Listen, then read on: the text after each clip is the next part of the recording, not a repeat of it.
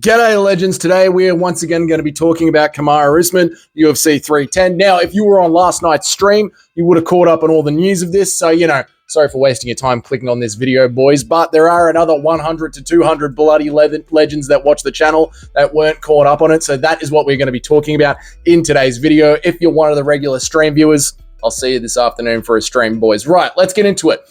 As of recording this video, it does look like UFC 310 still does not have a main event.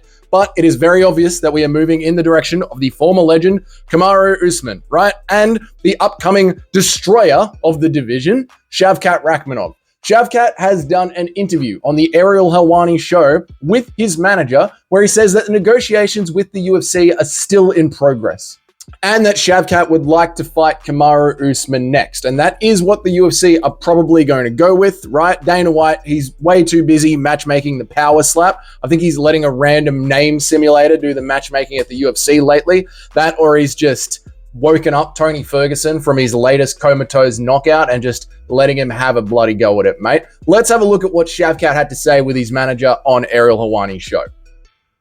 Yeah, I believe there's worthy opponent available. I'm ready to save the card too, if it's for the interim belt.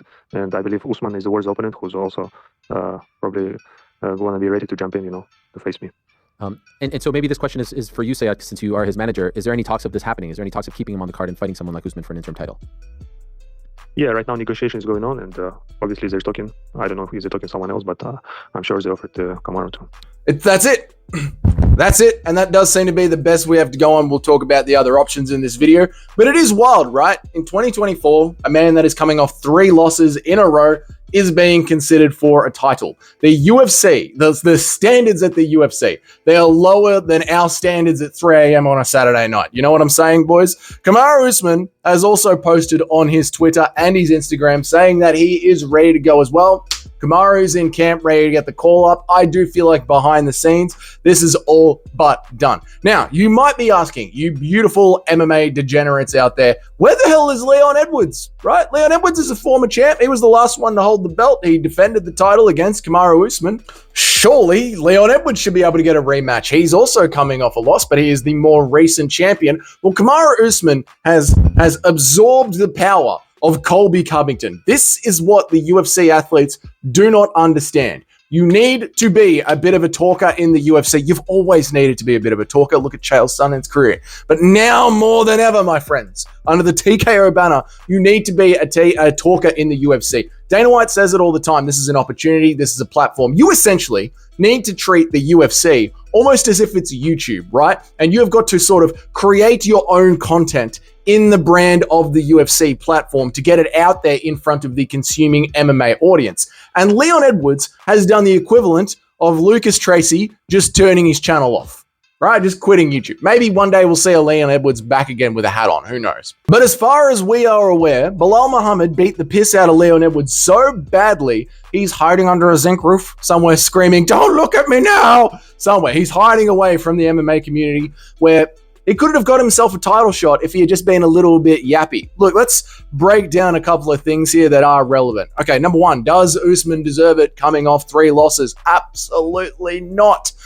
But let me tell you right now, exactly what DC and John Anik are going to tell you all week leading up to UFC 310 and at the start of the UFC 310 pay-per-view. I can see the script that they're going to give to us right now as they pan in from the opening of the pay-per-view. They're going to talk about how Dana White thinks he is the previous GOAT of the welterweight division. He's the number one. He was the number 1 pound-for-pound fighter in the world. When you go back and look at those last 3 losses, he had an incredibly competitive performance with Leon Edwards in that second fight. We all knew that Usman was winning until Leon got that amazing kick in the 25th minute, Daniel. And in their third fight, Leon Edwards, well, it was a very close fight. It was a very close fight in Manchester, England. And then to take Khamzat Chimaev on 11 days' notice. Look what Chimaev did to Robert Whittaker. And many people believe, DC, that fight with Chimaev could have been a draw. This man is still as competitive as ever. We have got an amazing main event tonight. Like, it's right there, right? It's right there. You can see the picture they're going to paint. You can see how easy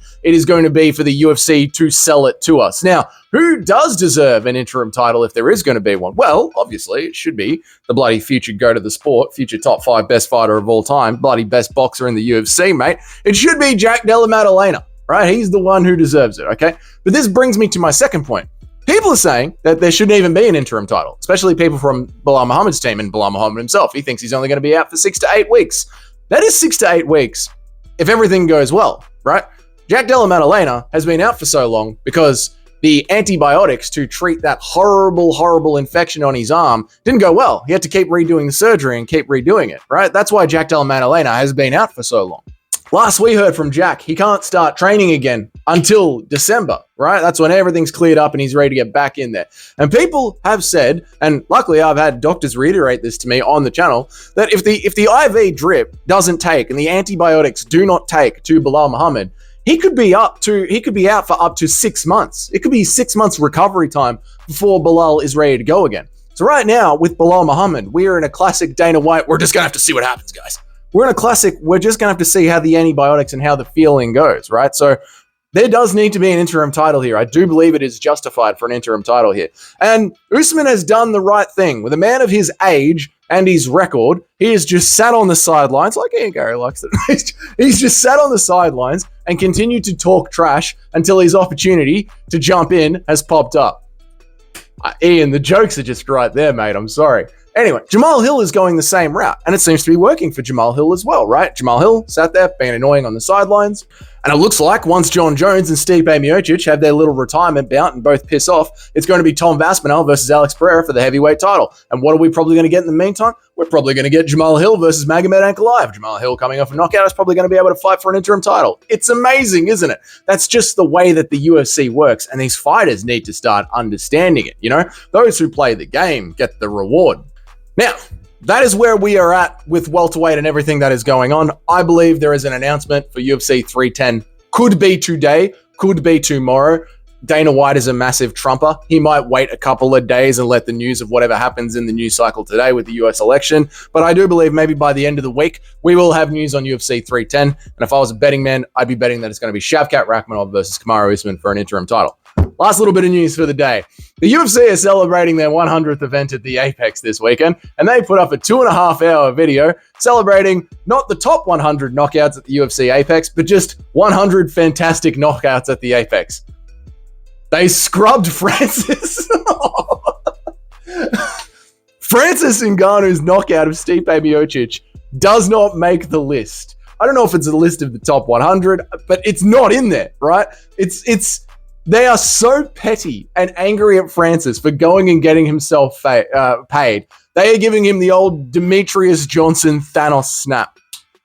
Gone. You were never part of the UFC. When people talk about the best UFC heavyweights of all time, then when they're doing their tier list, someone's going to say, oh, what about Francis Ngannou? And whoever's making the content is going to be like, Francis Ngannou?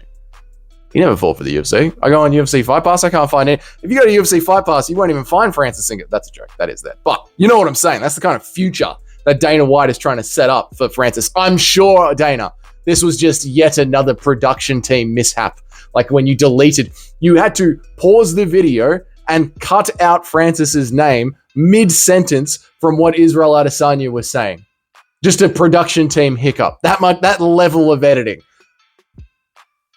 Dana White, so petty. Like a scorned ex-girlfriend, scorned ex-wife, just hanging out, trying to just poke fun and hate you for no reason. Dana White is like, I literally never think about Francis Ngannou. Don't you dare add him to that list. Don't you dare. Yeah, you never think about him, but you can remember to delete his name whenever it comes up. Bloody hell, Dana. That's it. That's all the news for the day. Let me know down there in the comments if the next interim title shot against Shavkat Rakhmonov isn't going to be Kamaru Usman or JDM, who would you put in there? Like, what other options do we really have? Can you blame the UFC at that point? So put it down there in the comments. If this is your first time here and you enjoyed this video, welcome. My name's Dougie. I try and make an MMA video every single day and go live about 3 times a week. So if you want to be part of that ever-growing community, hit that subscribe button down there. I'm trying to get to 2,000 subs before No Chill MMA. The war is on. Yeah, it's good fun. So hit that subscribe button down there. And if you're already one of the supporters of the channel and you want to help me win the war against No Chill, hit that like button. That helps push this video out there to a newer, broader, wider, thicker, girthier audience. And until then, I'll see you all in the next video. See you, boys.